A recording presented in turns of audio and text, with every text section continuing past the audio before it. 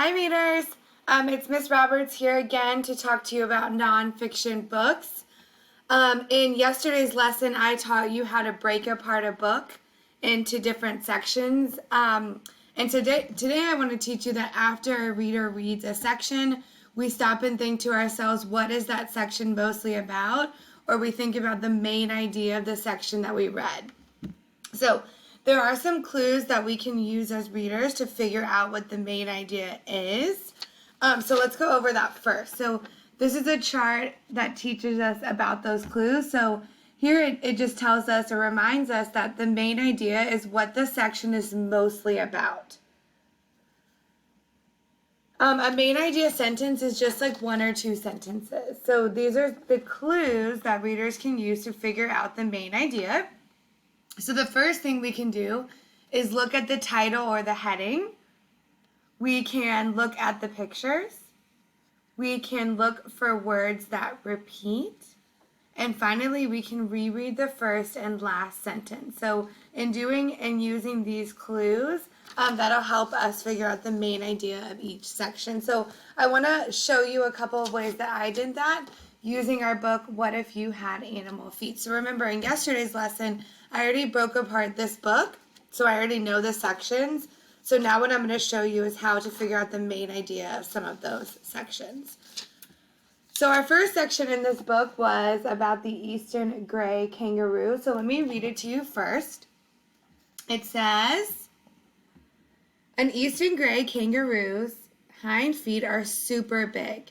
Just the sole of an adult's foot can be 18 inches long. Big feet help a kangaroo jump about 30 feet in a single hop. Each huge jump means a kangaroo can cover a lot of ground fast.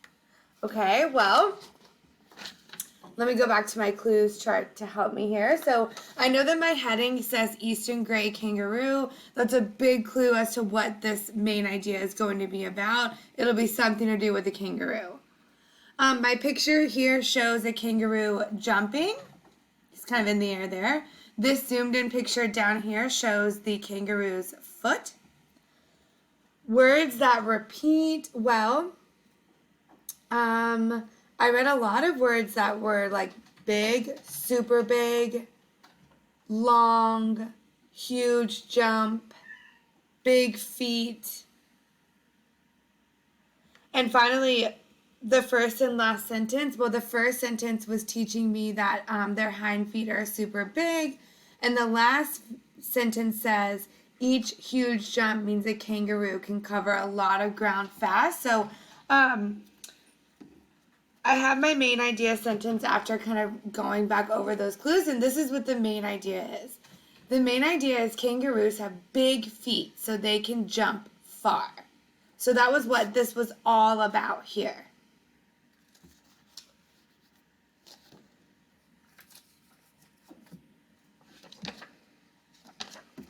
Okay, so let's try that with another section, the cheetah section. So this teaches us a cheetah's foot is made up of soft pads, a center one and toe pads, plus nails. Shaped like that, it has a new name. Instead of a foot, it's called a paw. A cheetah's paw pads are tough and rigid like tire treads, and the cheetah's sturdy nails act like cleats. So its paws keep it from slipping during super fast sprints. These amazing paws help a cheetah run as fast as 70 miles per hour. That's faster than any other land animal. All right, so I have my clues chart here to help me. So the first thing I'm going to do is look at the heading here. So it's cheetah. I have a picture of a cheetah. This cheetah is running, and this zoomed in picture here shows the bottom of the paw. Some words that repeat were like fast, paw,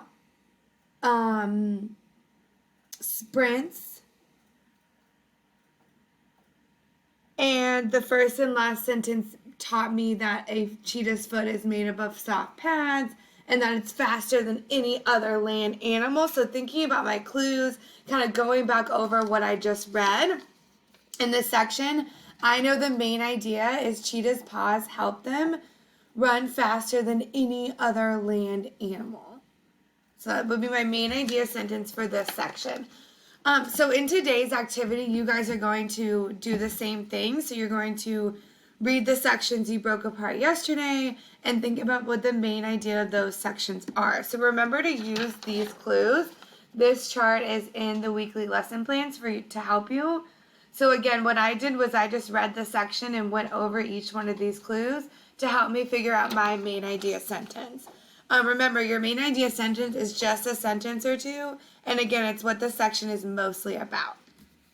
So don't forget to use the chart to help you, and good luck finding your main ideas today.